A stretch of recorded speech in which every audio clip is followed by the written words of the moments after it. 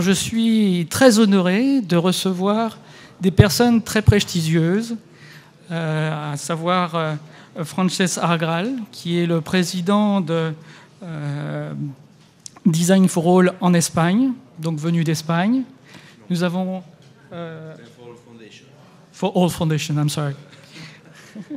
Et Valérie Fletcher, qui vient des États-Unis, de Boston, et qui est pour moi le maître de la conception universelle dans le monde.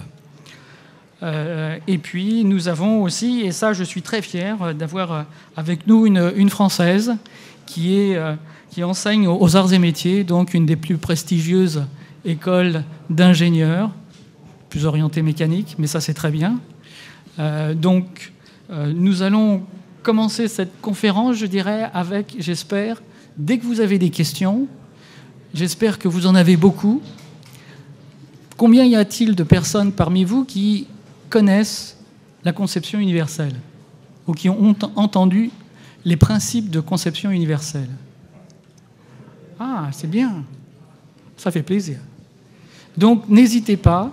Nous sommes ici des spécialistes en conception universelle ou Universal Design ou Design for All. Nous sommes là pour aider les entreprises qui veulent innover dans la conception de produits, d'environnement et d'architecture. Donc ici, nous avons des personnes qui vont vous parler de ce qu'elles connaissent le mieux et de ce qu'elles font chaque jour pour aider les entreprises. Je vais vous montrer cette slide qui vous présente en fait un certain nombre d'entreprises, c'est juste un exemple, d'entreprises qui ont aujourd'hui un service de conception universelle. C'est-à-dire que lorsqu'ils conçoivent de nouveaux produits, ils réfléchissent sur les 7 principes que vous allez découvrir et réalisent des produits qui sont, je dirais, sans caractère, je dirais, orientation, segmentation du handicap. C'est-à-dire que le produit, il est conçu pour tout le monde, sans aucune, je dirais, distinction d'âge, de sexe ou de capacité physique. C'est un produit qui, dès le départ, est fait pour tout le monde jusqu'à la fin. Donc, je vais demander à Francesc de nous présenter son activité. Bonsoir, mesdames, messieurs. Même que je me sens plus confortable en parlant en anglais, j'essaierai de parler en français quand même, avec mon accent catalan, parce qu'effectivement, même que la fondation est internationale et basée à Barcelone.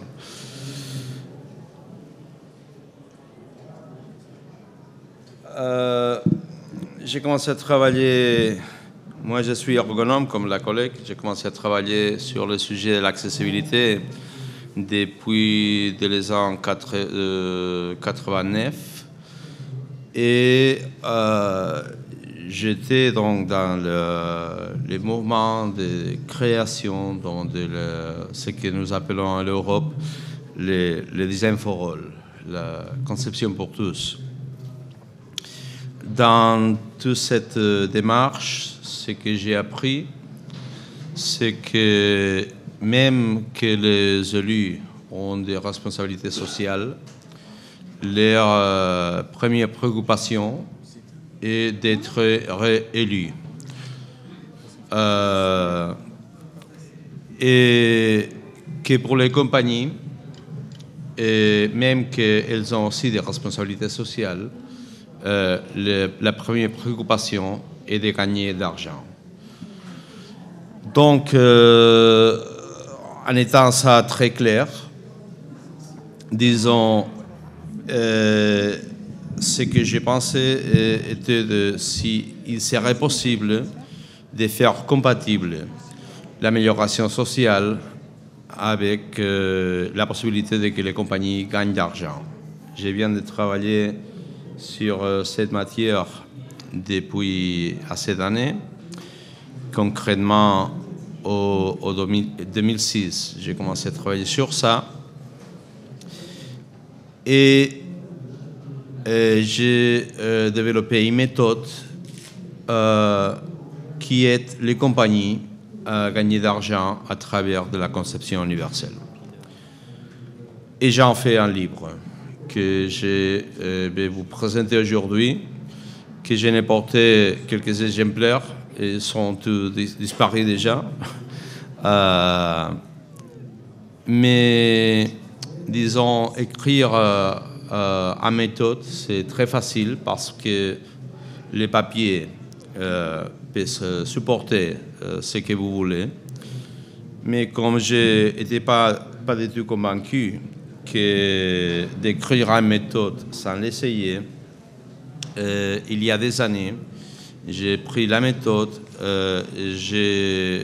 la Design for All Foundation, avec une fondation d'innovation industrielle, on a fait un partenariat pour essayer ces méthodes avec 10 compagnies qui n'avaient pas aucune idée de qu'est-ce que s'agissait la conception universelle.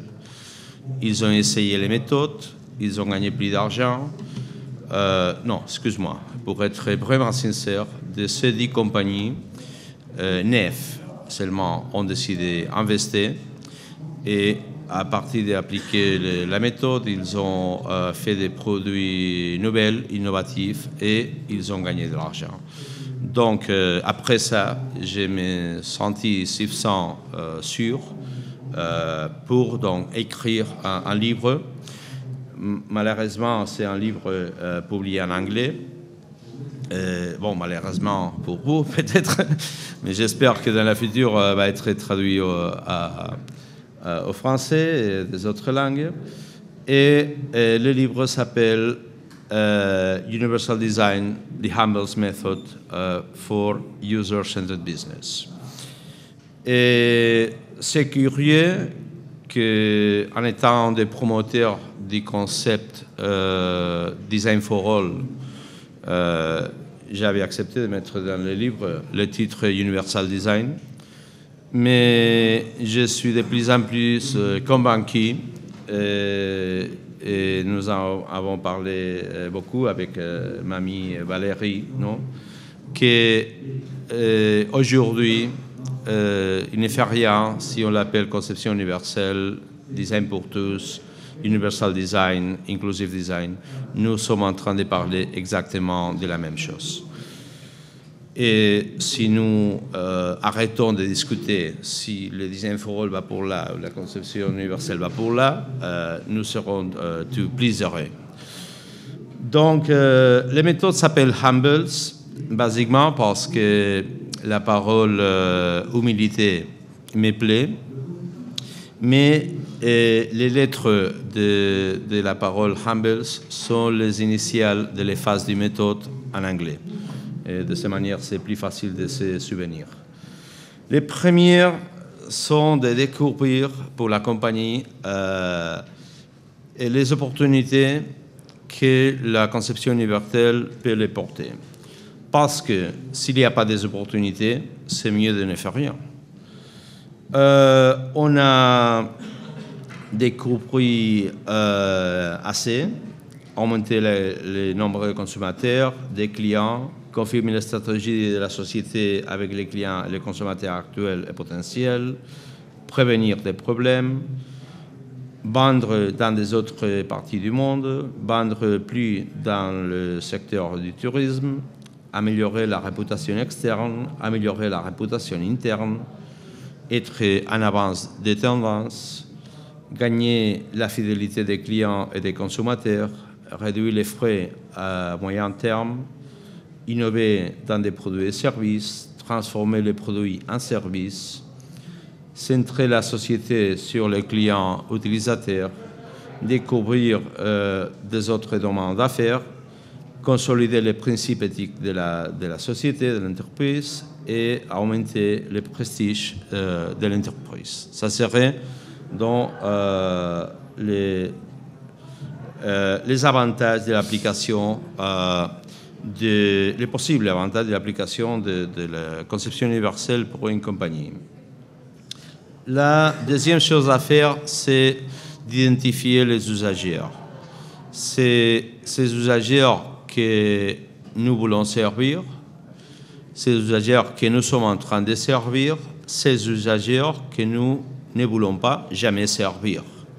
Par exemple, si on fait le design d'une voiture, en principe, nous désirons que les enfants ne conduisent pas la voiture. Donc, c'est une question claire de sûreté,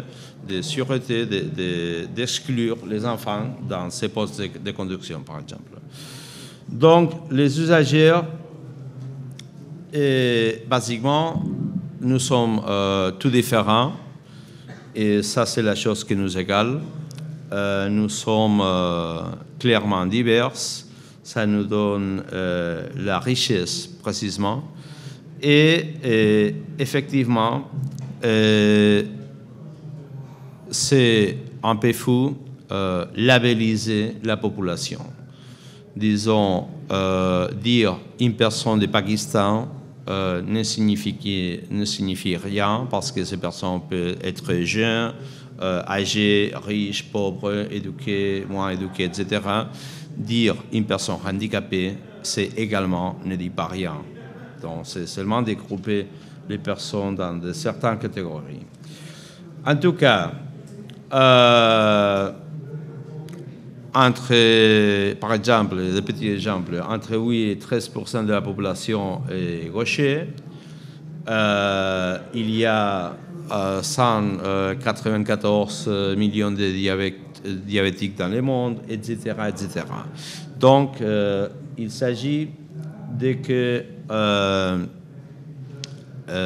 dans notre compagnie, nous devons découvrir quels sont nos utilisateurs qui n'utilisent pas notre produit parce qu'ils ne le connaissaient pas, parce que nous utilisons les moyens de communication adéquats pour ces populations, parce que nous ne donnons pas donc les prestations que ces usagers espèrent. Et les utilisateurs, évidemment, peuvent être très différents. Et après, il s'agit, à notre avis, de surveiller l'interaction. C'est-à-dire, comme ces utilisateurs réels et potentiels, interaction avec notre produit et service, comme pour eux interactionner. Et on doit toujours donc étudier cette interaction à travers des divers moyens. Comme nous sommes au Varxé, j'ai pris des images pour montrer cette interaction plus ou moins dans les cadres bâtis. Comme vous voyez, il y a des villes qui utilisent massivement la voiture, des autres qui décident de faire le rue plus piétonnelle. Il y a des villes qui décident que l'effet acoustique pour personnes aveugles sont seulement quand les personnes aveugles en ont besoin, et pas toujours. Et il y a donc des villes, comme cet exemple, qui pensent à faire les passages les croisées de la rue simplifiés pour tous. Non? Dans ce cas, donc, Hitachi testait comme les usagers aveugles trouvaient donc les boutonneries de l'ascenseur et comme ils interagissent avec ça, où nous avons aussi donc différents types d'usages de la ville, non? Que quelquefois on doit les prévenir, non? Et effectivement, on doit voir dans cette interaction aussi étudier comme notre produit évolue à travers de l'état, non? Et, disons, décider comme manager de l'espace public, non? Si on peut faire une chose comme ça, non? Donc, faire une prohibition des soulières hautes pour marcher sur l'espace public, non? Évidemment, à partir, un des problèmes qu'on a souligné surtout au Japon, non? Sont ces bandes de guidage pour personnes aveugles, non? Qu'ils sont presque bons pour les personnes aveugles et un obstacle pour tout le reste de la population, non? Donc, s'ils auraient étudié cette interaction d'abord, ils auraient fait un produit différent, non? Comme dans le cas de ces compagnies qui étudiaient donc, des différents éléments pour décider un panneau confortable pour toute la population. Après, on doit décider les actions de progrès. Quand vous aurez surveillé l'interaction, vous aurez une liste énorme de choses qu'on peut améliorer, changer, innover, etc. Mais il n'y a pas d'argent pour tout. Quelques des choses trouvées vont avoir un impact économique très grand, des autres assez petits. Donc vous devez décider de toutes ces choses qu'on peut améliorer, comment on va les organiser pour les travailler bien. Et par exemple, vous pouvez être le propriétaire d'un hôtel et dire « Ah oui, je vais suivre dans la législation par rapport à l'accessibilité et j'utilise le produit qu'il y a dans les marchés et vous faites une douche comme à gauche. » Non? Ou vous décidez favoriser dans le design, l'esthétique, etc. et vous prenez la solution de la droite qui est également accessible, mais sans barre, parce que c'est quand l'utilisateur est là qu'on décide quels sont les éléments qu'on va mettre dedans. Ça serait un peu les mêmes exemples. Et voilà, disons, un espace de jeu pour enfants accessible aux enfants en fauteuil roulant. Oui, effectivement, accessible, mais orthopédique.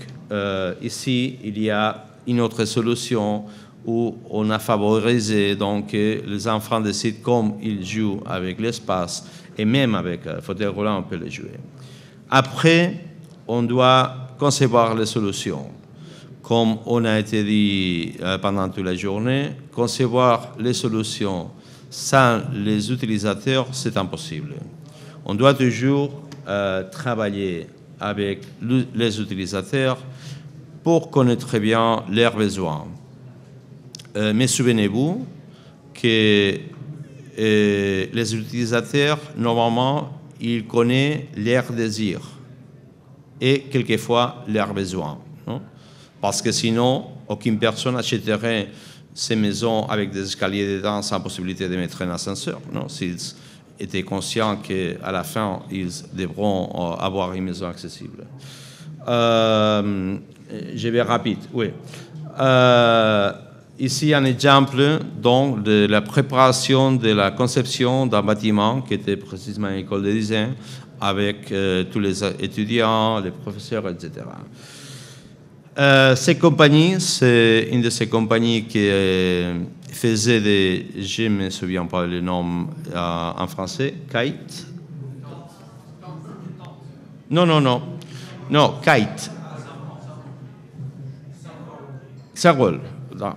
C'est une compagnie qui faisait Servol. Ils ont décidé d'utiliser les matériaux pour les Servol pour faire une tente d'émergence, par exemple. Facile à monter, etc. Ou ces compagnies qui faisaient des mobiliers urbains, qui finalement ont proposé aussi un espace de jeu infantile. Voilà donc l'exemple de Ogidash qui fait des parcours visibles mais aussi suivables par personnes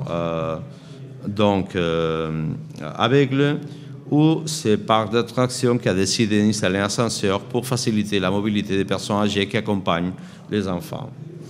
Et après, de cette phase vient la phase de la communication efficiente, parce que quelquefois, les résultats, les produits sont bons, mais nous les communiquons très mauvaisement. Voilà quelques exemples avec la meilleure intention, non, on fait des erreurs terribles. Non? Disons, la relation entre la phase de l'enfant et les jouets sexuels, même que l'intention est bonne, de dire, bon, pour chaque jouet que vous achetez, nous donnons pour les enfants, mais l'idée de sexe des enfants, c'est terrible, non? Voilà, des autres manières plus intéressantes de communiquer, non? Comme cet dessin-là qui dit « Ah, moi, je vois pourquoi nous avons un salaire différent. »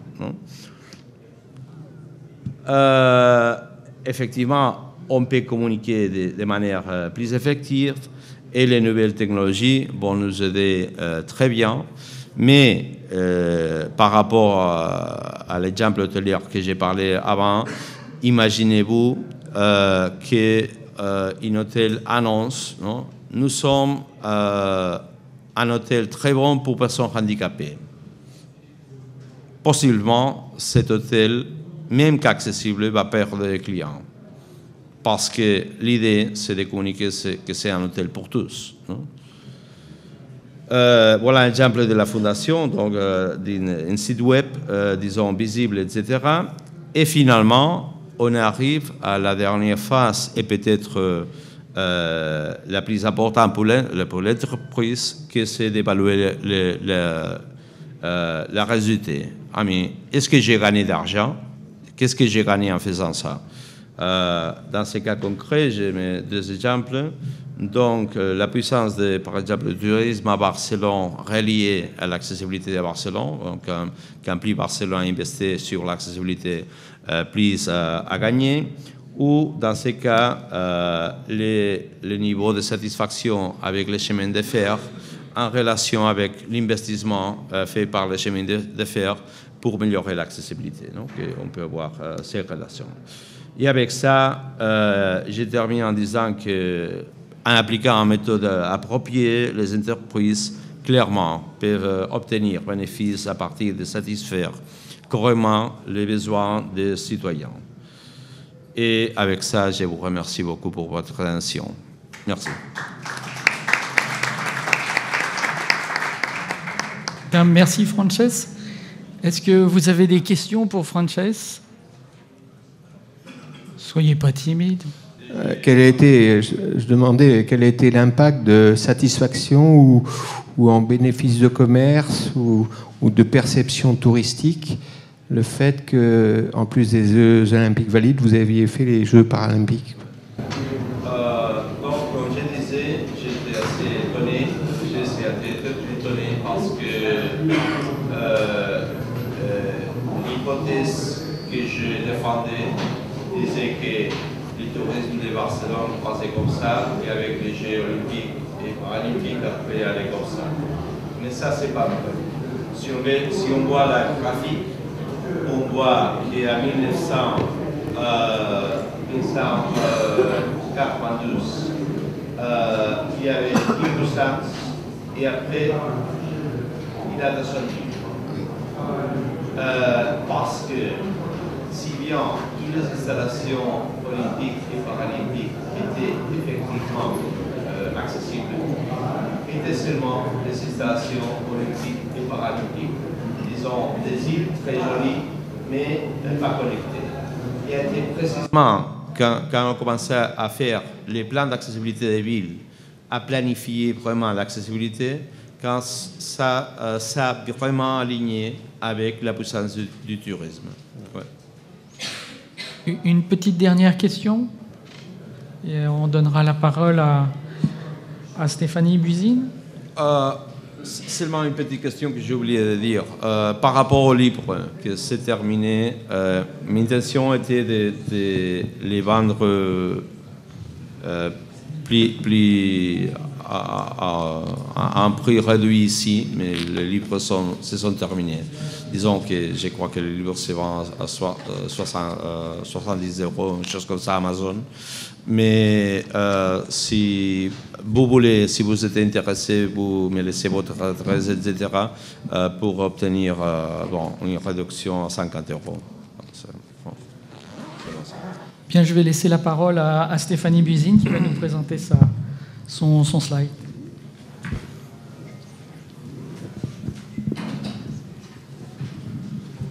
Voilà, merci. Donc, Bonjour à tous. Effectivement, donc Stéphanie Buisine, je suis enseignante-chercheur en ergonomie aux Arts et Métiers, qui est une école d'ingénieurs réputée en France. Et donc j'appartiens à un laboratoire qui s'appelle Conception de produits et innovation. Alors la conception universelle, je vais très rapidement refaire une petite définition, ce qui je pense n'est pas forcément inutile. Donc la conception universelle, c'est la conception de produits et d'environnements dont l'usage est destiné à tous dans la plus large mesure, sans besoin d'adaptation ou de conception spéciale. Deuxième point, c'est une conception visant les personnes de tous âges, toute taille et toute capacité pour simplifier l'usage des produits et la vie de chacun, sans coût supplémentaire ou avec un faible surcoût. Donc c'est une définition qui vient des travaux de Ron Mace, qui était donc un architecte et en même temps une personne en situation de handicap, qui a une poliomyélite et qui donc circulait en fauteuil roulant. Quand il faisait ses études d'architecture aux États-Unis, donc rien n'était accessible à l'époque. Il fallait que ce soit ses camarades de promo qui transportent son fauteuil roulant dans les escaliers de l'université. Les toilettes n'étaient pas accessibles, etc. Donc c'est d'où est née ensuite la conception universelle. Alors en France, il y a la loi du 11 février 2005 dont on a beaucoup parlé aujourd'hui, donc je ne vais pas y revenir. Mais donc aujourd'hui, il y a une incitation réglementaire pour rendre les produits, les services, l'environnement accessibles. Alors, ceci dit, est-ce que tous les produits sont concernés par la conception universelle ? Je ne m'étais pas forcément posé la question au départ, et puis c'est une collègue ergonome chez Dassault Aviation qui m'a un jour demandé, franchement, un avion de chasse, est-ce qu'il faut qu'il soit conçu de façon universelle ? Bonne question. Peut-être qu'effectivement, une personne en situation de handicap a assez peu de chances de se retrouver un jour au poste de pilotage d'un avion de chasse. Donc, peut-être qu'effectivement, le besoin d'universalité, il est moins fort pour un avion de chasse que pour d'autres types de produits. Alors, c'est quoi la règle ? Donc, il n'y a pas de réponse dans la littérature. Moi, je vous propose une règle, mais qui n'est que la mienne, modestement. Je pense que peut-être le besoin d'universalité est inversement proportionnel à l'expertise qui est nécessaire pour l'usage d'un produit. Ça veut dire quoi ? Ça veut dire que les produits pour lesquels il n'y a aucune expertise nécessaire ou une expertise très faible, dans ce cas-là, le besoin d'universalité est maximum. Donc, par exemple, l'accès à la nourriture, les ascenseurs, les trottoirs, comme vous connaissez bien le problème, les téléphones, le téléviseur, et je pense aussi on peut mettre l'ordinateur qui peut être aujourd'hui considéré comme presque un bien de première nécessité. Donc pour ce type de produit-là, oui, l'universalité, le besoin d'universalité est maximum. Alors universalité aussi, ça veut dire à qui ? Ça s'adresse à qui comme type de population ? On a parlé des personnes en situation de handicap, mais pas seulement. Donc les enfants aussi, comme le disait Francesque, mais pas seulement non plus, les personnes âgées également.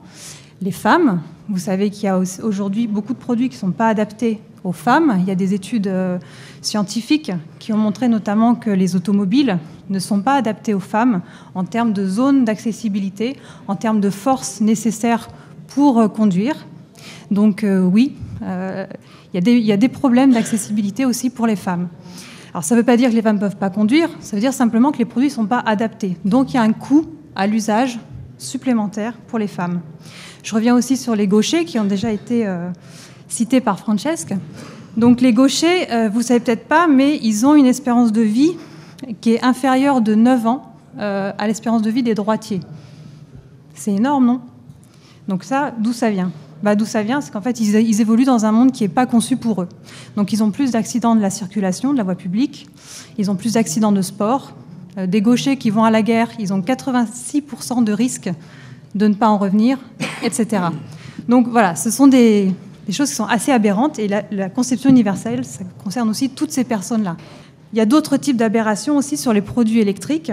Ça, c'est une autre aberration, c'est une multiprise avec des caches qui permettent de sécuriser les trous de la multiprise. Très bien, c'est tellement sécurisé que du coup, c'est souvent inutilisable. Même par un homme jeune, en pleine possession de ses moyens, en pleine force, des fois, il a du mal à brancher un produit électrique. Alors, a fortiori, les personnes en situation de handicap, les personnes âgées, etc., etc. Ok, donc là, on est sur l'échelle où il y a le besoin d'universalité le plus élevé. Ensuite, quand on descend un petit peu dans l'échelle des produits, donc l'automobile, on en a déjà parlé. Je voulais aller. Ah oui, donc l'automobile aussi, comme disait Francesque, on n'a pas besoin de la rendre l'accès universel, du moins le poste de conduite accessible universellement, puisque donc les enfants ne sont pas autorisés à conduire, donc c'est pas nécessaire d'adapter pour les enfants. Même chose pour les personnes non-voyantes. Aujourd'hui, elles ne sont pas autorisées à conduire, donc il n'est pas nécessaire d'étendre l'universalité du poste de conduite automobile à ces populations-là. On y reviendra s'il y a des questions. Ensuite, on continue un petit peu dans les produits. À gauche, une machine-outil. Donc, c'est quoi une machine-outil? C'est un produit professionnel utilisé par des gens qui sont en situation de travail. Alors là aussi, on réduit encore un petit peu le périmètre de l'universalité parce que, par exemple, les enfants ne sont pas censés être en situation de travail, les personnes âgées non plus. Par contre, oui, bien sûr, il faut qu'un outil professionnel soit adapté aux personnes en situation de handicap. Il peut très bien avoir un travailleur, un salarié reconnu en qualité de travailleur handicapé, des femmes, bien sûr, et des gauchers, évidemment. Donc voilà, vous avez compris le principe. C'est juste une règle que je vous propose pour peut-être comprendre le périmètre de l'universalité par rapport aux produits qu'on traite. Ensuite, donc, les principes de la conception universelle qui ont été formalisés par le Center for Universal Design. Je vous ai mis le lien en bas pour avoir des détails un peu plus importants et des illustrations. Donc, il y en a 7 des principes. Vous avez vu que j'ai mis en relief le principe numéro 1 parce que les principes 2 à 7, finalement, ne sont pas spécifiques à la conception universelle. Par exemple, la flexibilité ou la souplesse d'usage en fonction de l'expérience ou de la compétence des utilisateurs, usage simple et intuitif, l'information perceptible immédiatement, quelles que soient les conditions environnementales et quel que soit l'utilisateur. Ça, tous ces principes-là, la tolérance à l'erreur, etc., sont déjà des principes qui existent en conception, en ergonomie. On y retrouve les heuristiques de Nielsen, on y retrouve les critères ergonomiques de Scapin et Bastien. Donc ça, c'est pas spécifique à la conception universelle. Le seul principe pour moi qui est spécifique, c'est le premier, donc l'usage équitable, être utile et commercialisable à tous les groupes d'usagers. Et ça, c'est pas du tout banal en conception, puisque ce qu'on enseigne en conception et ce qui se pratique en conception, c'est en premier lieu de définir sa cible, de segmenter, définir une cible, et ensuite on conçoit pour la cible. Et là, du coup, ça révolutionne complètement l'approche que de se dire, non, on ne va pas segmenter, on ne va pas définir de cible, on conçoit juste pour tout le monde. Donc ça change beaucoup de choses en conception. Ensuite, est-ce que la conception universelle, ça veut dire un produit universel? Ça, c'est illusoire, je pense, à mon avis.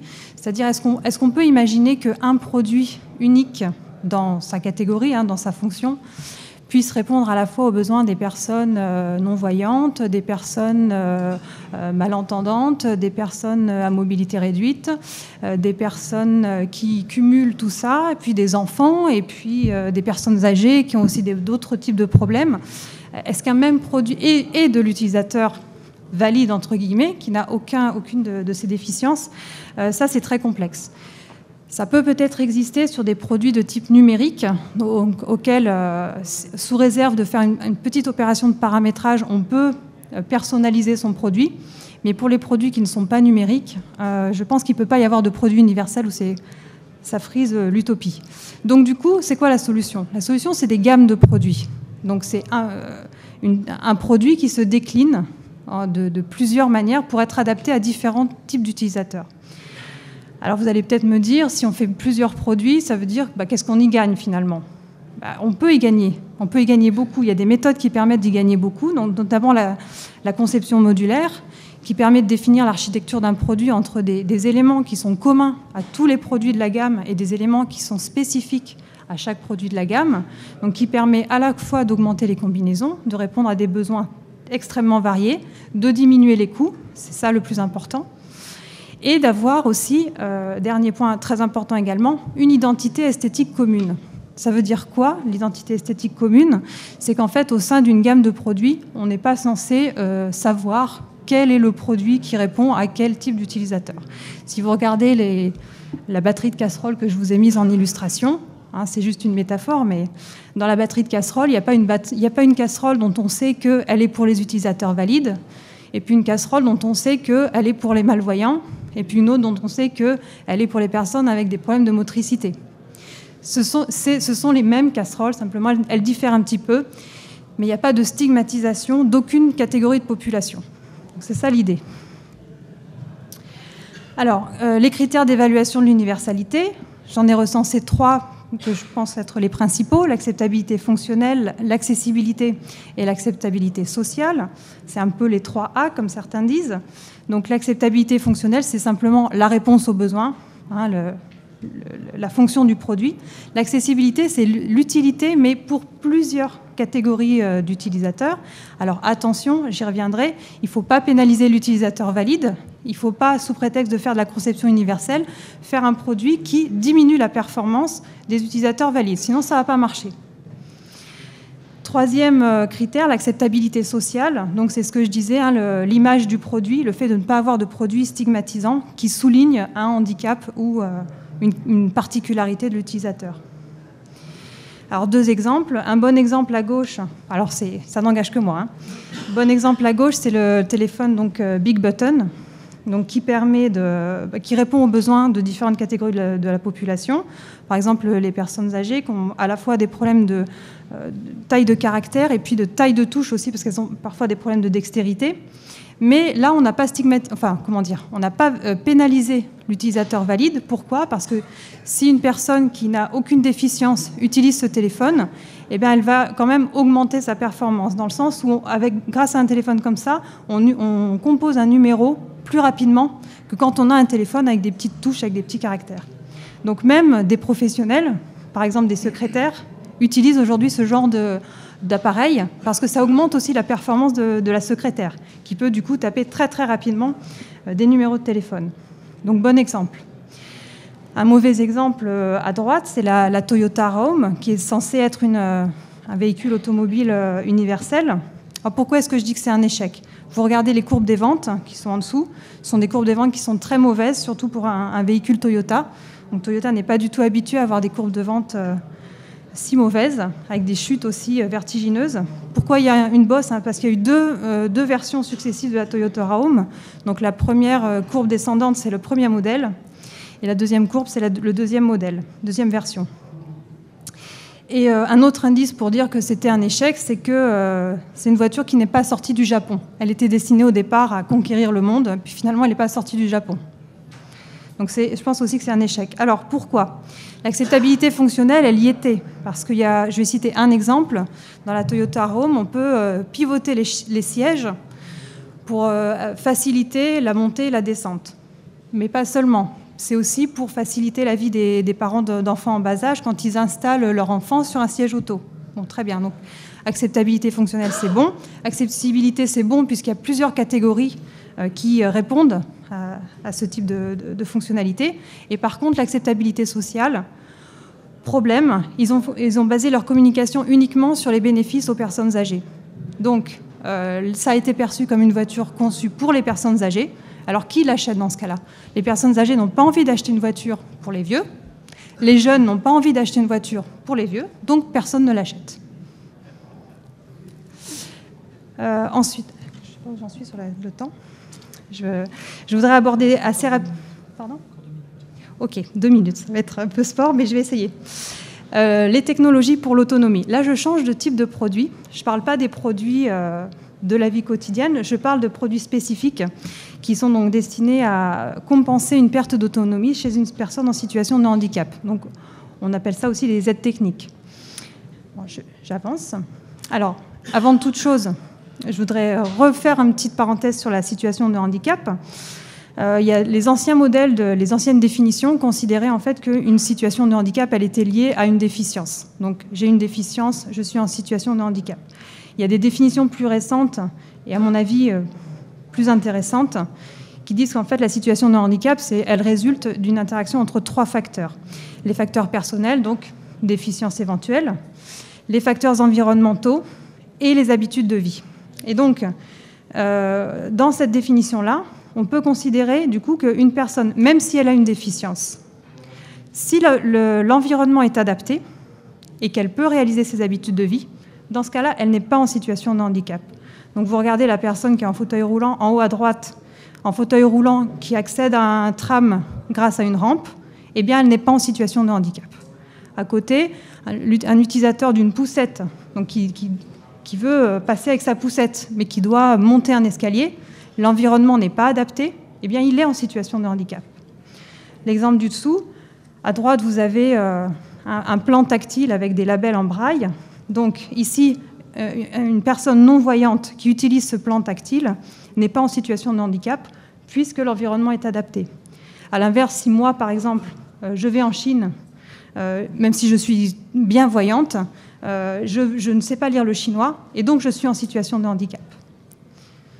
Donc ça, c'est une approche qui est intéressante parce que ça donne une responsabilité très importante aux concepteurs de dire que si on conçoit un produit bien conçu et puissant parce qu'il est capable de lever une situation de handicap, et un produit mal conçu, il est puissant aussi parce qu'il est capable de créer une situation de handicap.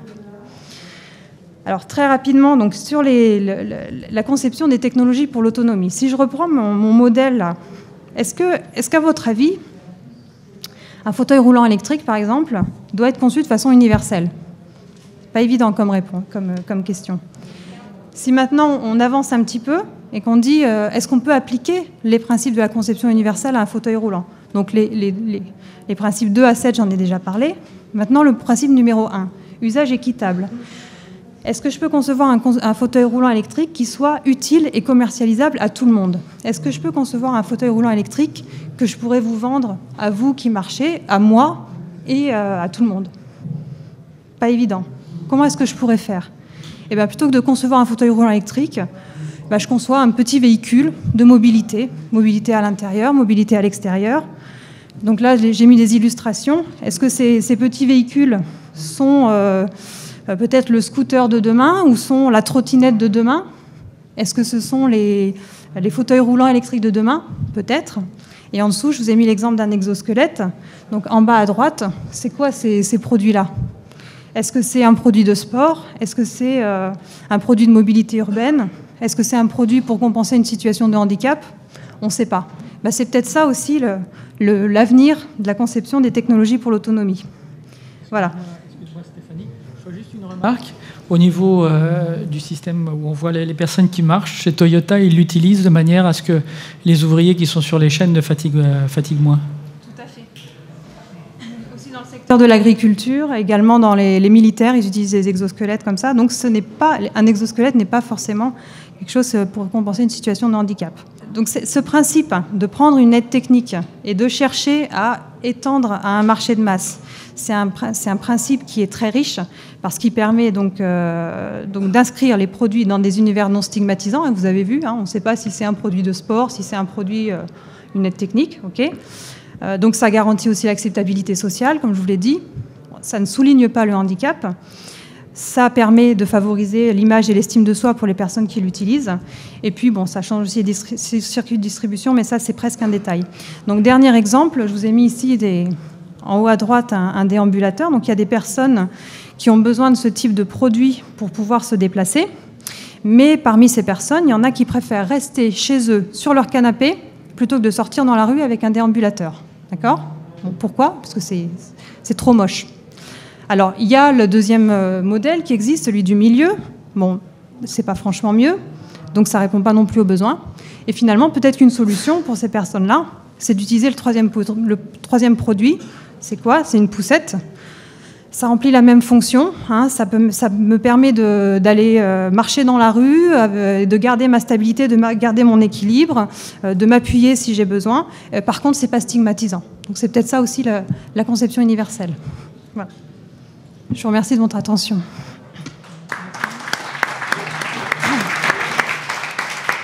Je crois qu'elle mérite ses applaudissements, c'était extraordinaire. Des questions ? Bonjour, Monsieur Arcal, pour l'handicap à l'île de Toulouse. Je me permets de revenir sur certains points que vous avez dit. En fait, je trouve qu'il y a des contradictions dans votre document. À un moment donné, vous parlez du téléphone. Donc vous dites qu'il est adapté aux personnes malvoyantes ou âgées. Mais par contre, j'ai noté quand même qu'il y avait 3 petites touches qui, à mon avis, pour une personne malvoyante, ne seront pas du tout adaptées, qui se trouvent en bas, sous le 0. Donc, par exemple, pour une personne malvoyante, je pense qu'elle aura du mal à l'utiliser. Alors, j'ai pas dit que les téléphones étaient accessibles à tout le monde. J'ai dit que ça fait partie des produits dont je pense qu'ils sont des produits de première nécessité, avec un besoin d'universalité très important. Et puis, à un deuxième moment, j'ai dit qu'il était possible Pour des produits comme le téléphone, peut-être d'avoir des produits universels sous réserve d'une petite phase de personnalisation ou de paramétrage. Par contre, vous dire qu'aujourd'hui, tous les produits, tous les téléphones sont accessibles à tout le monde, ça, non. Alors, j'ai travaillé aussi sur le sujet avec notamment CGTEL. Donc, non, c'est extrêmement complexe de concevoir un téléphone mobile accessible à tous. On n'a pas forcément la solution. D'accord. Ensuite, dans les exemples seconds, c'est quand vous avez parlé de la voiture. Oui. Je pense que le concept là est plutôt adapté au marché japonais, qui est quand même assez spécifique. Si on prend en France deux sortes de voitures qui sont adaptées aux personnes âgées et jeunes, à savoir la Clio et la Twingo, on s'est rendu compte quand même avec l'utilisation que l'une était adaptée aux jeunes, ce sont des personnes âgées qui l'ont utilisée, l'autre qui est adaptée aux personnes âgées, ce sont plus des jeunes qui l'ont utilisée. Donc je trouve que votre concept, je pense quand même que c'est le marché japonais qui est vraiment très spécifique au niveau mondial. Oui, mais de toute façon, dans tous les cas, le Toyota Roam, qui a été conçu pour être un véhicule universel, n'a pas été un succès, même au Japon, puisque les courbes de vente au Japon sont mauvaises. Et puis en plus de ça, il n'est pas sorti du Japon. Donc, D'accord.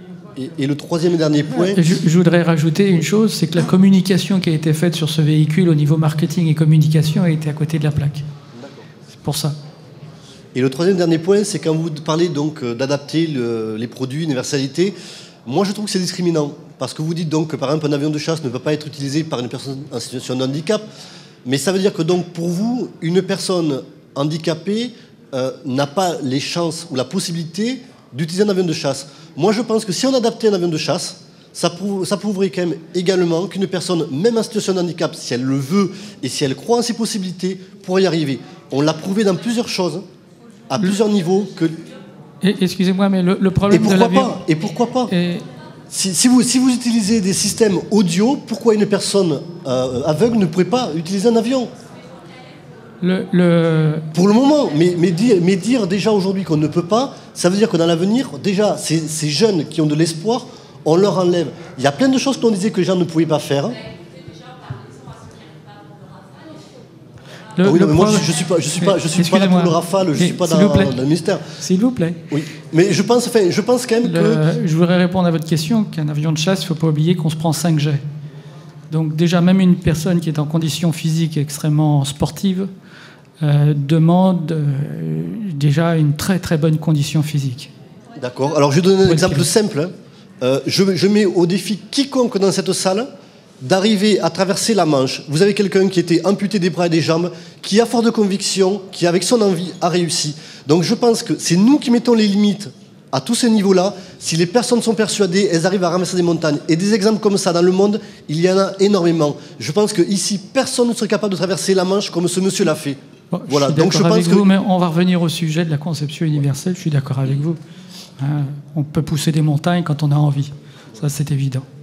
Donc j'aimerais remercier Stéphanie pour son exposé extrêmement précis et très intéressant. Si vous avez une dernière question. Oui, bonjour, Bertrand Mazon, architecte urbaniste, conseil général de l'Hérault. Moi, excusez-moi. J'aimerais remercier justement la démonstration de la complexité de l'intégration du design for all dans la conception et le fait que j'ai bien apprécié le fait que vous appuyez sur la situation de l'impossibilité de faire un produit universel au sens le plus large du terme. Par contre, ce qui est très intéressant dans votre présentation, c'est l'intégration de la qualité et de l'aspect esthétique des choses et la non-stigmatisation des produits. Parce qu'à l'heure actuelle, lorsqu'on traite le problème de la prothèse d'accompagnement aide technique pour les personnes handicapées, quelle qu'elle soit, on est hyper stigmatisé en matière esthétique et design. Donc il serait temps un petit peu de prendre ça au sens large du terme et d'intégrer ça dans une conception qui prend en compte les besoins de chacun par rapport à ses déficiences et à ses incapacités, mais en intégrant quand même un souci esthétique, qualité et confort d'usage au plus large possible que ce soit, même si ce n'est pas possible pour la réalité. Mais bon, voilà. Par contre, une petite remarque, c'est vrai que dans vos exemples, surtout à la fin. Il y a certains produits qui vraiment, malgré tous leurs soucis esthétiques et leur intégration, ne peuvent pas se prêter pour certains types de handicap. Donc je comprends un peu la réaction, peut-être un peu violente de la personne de tout à l'heure, mais c'est vrai qu'on ne peut pas dire que certaines réponses seront peut-être la nouvelle solution de demain. Mais bon, pensons qualité, confort, esthétique et non-stigmatisation, c'est très important dans la réflexion. Le fait qu'on ne puisse pas forcément atteindre l'idéal sur chaque produit, de faire un produit qui soit absolument intégré socialement, qui soit transparent et qui gomme tout à fait le handicap potentiel. Je suis d'autant plus d'accord puisque je me suis moi-même confrontée à des projets de conception et que je vois bien que ce n'est pas si simple que ça. Par contre, là, ce que je voulais vous présenter, c'était une source de créativité. Et c'est comme ça que je l'utilise. C'est un principe de conception qui est source de créativité, qui permet de casser des barrières. On n'arrive pas forcément à atteindre l'idéal et le produit parfait. Je n'ai jamais réussi à atteindre le produit parfait dans aucun projet de conception. Voilà, et ça c'est la vie. Mais par contre, ça n'empêche pas d'avoir des principes, de tendre vers des idéaux, même si aujourd'hui on ne les a pas atteints. Donc c'était ça que je voulais présenter. Je n'ai pas voulu du tout dire que c'est très facile de faire des produits pour tout le monde, qui ne se voient pas dans la rue, qui sont non stigmatisants. Non, je sais que c'est très complexe, parce que justement, ça fait partie de mon métier aussi, donc je sais aussi de la difficulté concrète sur le terrain. On vous remercie. Pardon ? On a bien compris et on vous remercie. Merci à vous. Bien, je dirais qu'il faut rappeler quelque chose dans la conception universelle. Il y a une petite règle, c'est la règle des 3 C. Lorsque l'on conçoit un produit, il faut penser au confort, au contrôle de celui-ci et à la confiance de son produit. Donc dès qu'on essaye de concevoir un produit, il faut penser à ces 3 règles. Bien, j'aimerais passer la parole à une personne qui m'est très chère. Nous nous sommes rencontrés en 2004 au Brésil. Depuis, on ne se quitte plus, par mail interposé. Je vous présente Valérie Fletcher, qui est la présidente, la directrice générale de IHCD à Boston. Donc, on va faire un petit transfert. Merci, Jean-Yves. Also one of my favorite people. A person who never waters down his message, is as passionate about universal design as anyone I know in the world, actually. And I hope we'll always have the energy to persist, because it hasn't always been easy. I have the privilege of running a 34-year-old organization based in Boston, in the United States, with a small office in Tokyo. We were the first NGO in the United States to be focused on issues of design in relation originally to just disability, but it's expanded over time to be disability, aging, and cultural differences. The focus is on excellence in design, that design alone or function alone is not adequate. That notion of excellence, the last comment after Stephanie's session about the significance of aesthetics, in my book, cannot be overplayed. I'm only going to be talking about a little bit of what we do, focused on this issue of products and services. We do design and consulting. We are an NGO without an endowment. Nobody pays our way, and so we earn our way to a significant extent. So design and consulting is part of what we do. We do both accessibility and universal design, and we'll talk a little bit about that in more detail. We do the built environment, but also products and information and communication technology, which is my focus today or this afternoon, and information and service design. As you probably know, service design is actually becoming a much more significant emphasis. You may know that that is partly driven by IDEO, the world's largest design firm. I'm sure you're all familiar with IDEO, based in the United States, but they've got offices all over the world. They have moved, interestingly, driven by the economic crisis of the last few years, to pay attention to service design because they could sell it more readily. and they have found that it is now 40% of their business. It's extraordinary growth in that sector. Our research is mostly focused on user expert research of places, products, and services. One of the terms that we haven't actually used to this point in this panel is the term assistive technology in relation to universal design. And I want to be clear at least about our perspective on assistive technology and universal design. Universal design anticipates diversity of users and circumstances, integrates flexibility, but it is at the general level, not at the personal level. If Stephanie had asked whether a power chair could be universally designed, I think not. I think in my book that is assistive technology, always at the person level and not at the general level. Not true for scooters. You know, most grocery stores in the United States have scooters available for someone to borrow who has issues of strength or stamina or the ability to walk. Assistive technology is at the person level and bridges the gap that some people experience even with fully integrated universal design.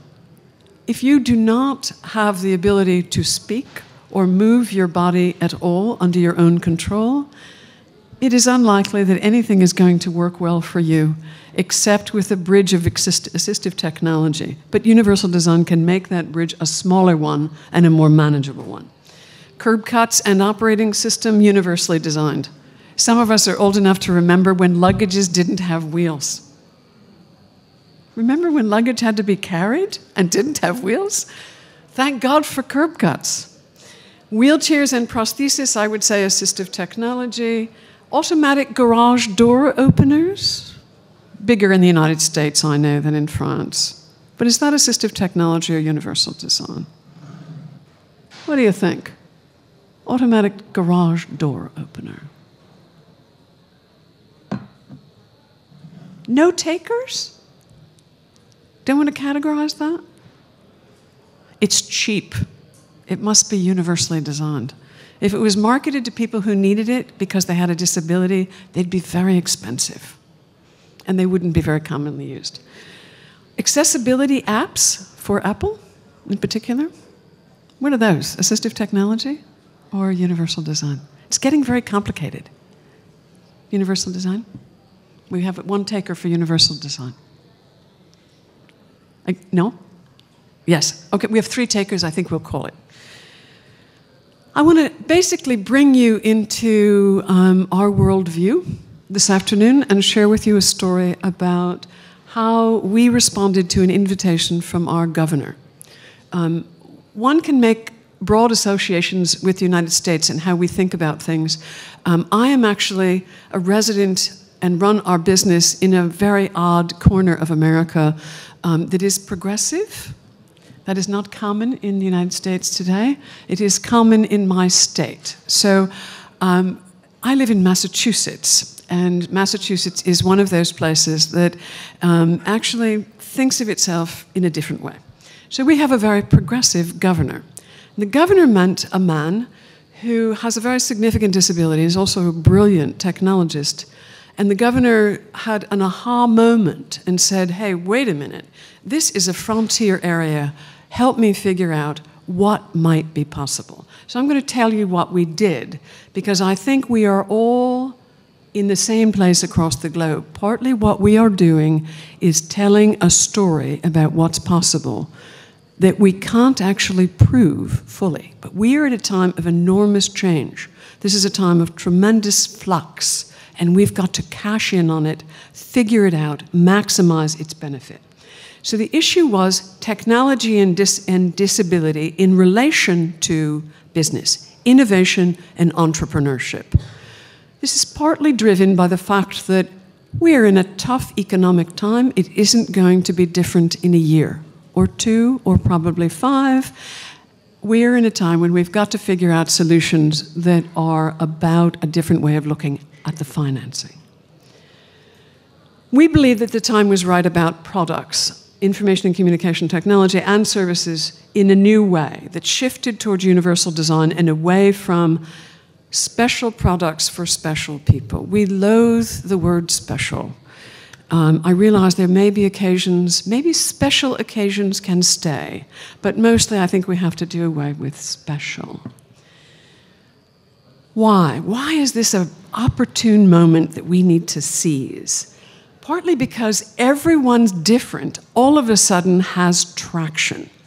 It has become a new expectation of everything, celebrating that each of us has different needs and preferences. Nothing to do with disability, nothing to do with aging, just this idea of mass customization. Rapid adoption of new technology that built in flexibility and choices. My God, we want our phones to do everything for us at this point. And that is now a reasonable expectation. iPhones and iPads are particularly good examples of that. A new appreciation of design thinking, which is sometimes a term that makes me very irritated because it is so overused, but it still has value and is something to manipulate. It integrates, for the first time, a real interest in wholesale looking at the social sciences as well as the usual sciences behind design, like ergonomics, anthropometrics. A truly global appetite for products, technologies, and services generated by the internet and global policy. This is an extraordinary moment. We have never been in this place before. The internet is awakening people in the far corners of the globe to know what's out there and to want it. That is fundamentally new and different. It fundamentally alters the way we define the market.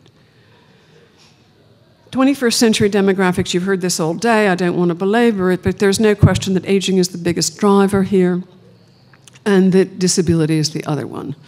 The World Report on Disability, I've mentioned it already today.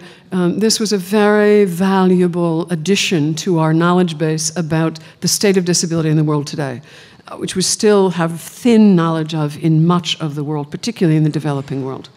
But we know that there are approximately 1 billion people in the world today with disabilities, and that's out of 7 billion. About 20% of the population in developed nations are people with disabilities. If you actually look at aging and disability added together, we've got a very sizable number. About 80% of all the people with disabilities in the world are in the majority world. My money is on looking at people in India and Africa who are suddenly awake to the possibility that community integration is a real opportunity. We can't ignore that possibility, and I think we have a responsibility to do what we can to deliver that. The World Health Organization, and Stephanie mentioned this also, and I focus really on just the issue of disability as a contextual variable and the significance that represents for those of us who design. Noting that functional disability or functional limitation is a reality. It is the intersection of the person with the environment that actually determines what is disabling.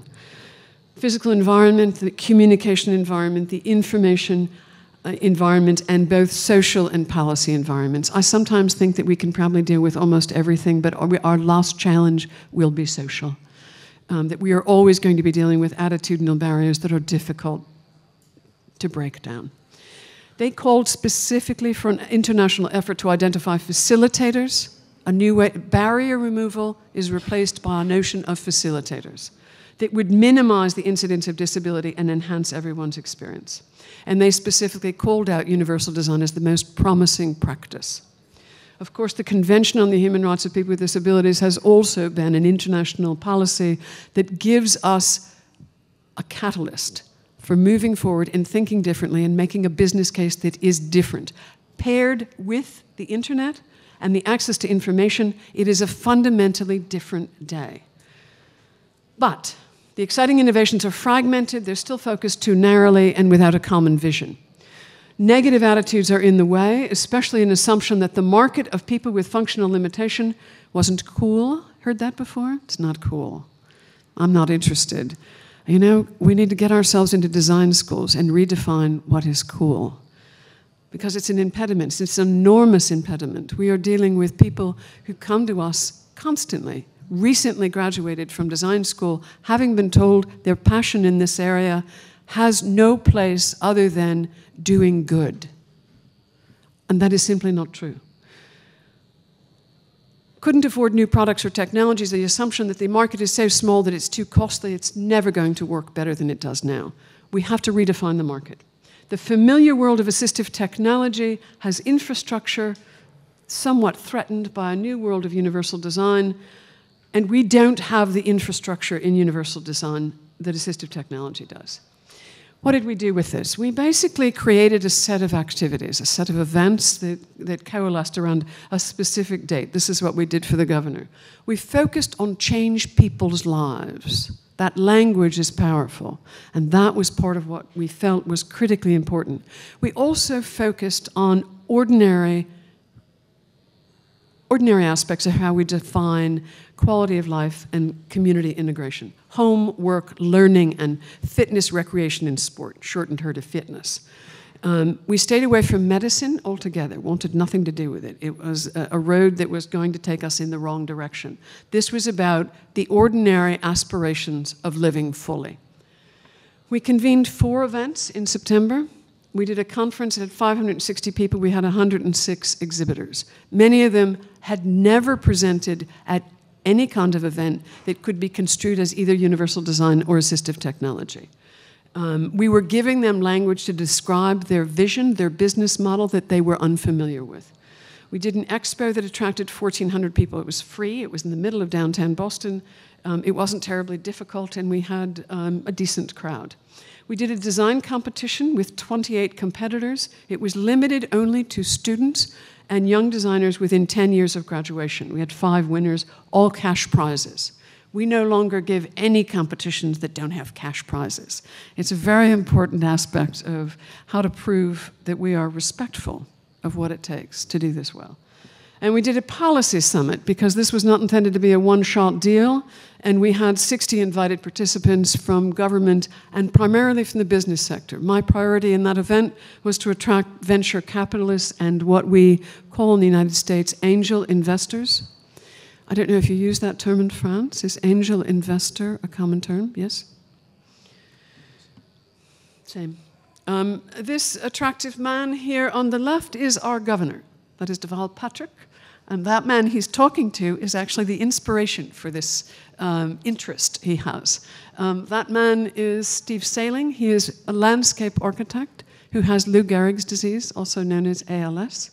And Steve has undertaken an extraordinary project to create a residential program that is embedded with technology that he designed that makes quality of life for people with Lou Gehrig's disease extraordinarily different and extraordinarily high. And he seems, in doing so, to have extended the lifespan beyond any medical expectations. So he was the godfather of all of these events. Yeah, sorry, it's almost over.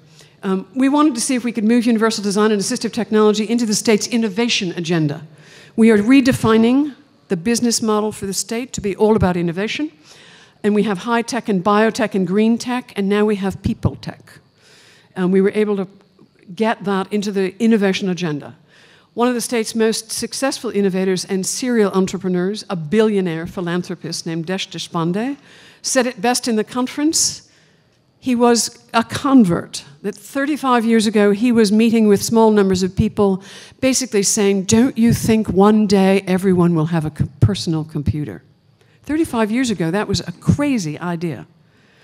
We were able to convince Desh that this was as big an idea. This feels like just as big an idea. He said, I think we can really create a whole new industry that not only employs millions of people, but actually makes a meaningful change in people's lives, looking at the whole world. Next steps, a lot of hard work, including building a coalition, articulating a vision, generating excitement, listening to what's needed, listening, very important, and spurring innovation. Making a pitch for design that's transformative.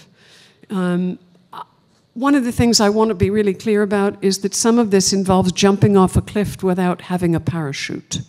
A quote from Ray Bradbury. Some of this is about being able to articulate a vision before we absolutely know how to do it. And it's critically important if you are going to change to be able to do that. In a quick picture of my small city, in a greeting to your big city, merci beaucoup.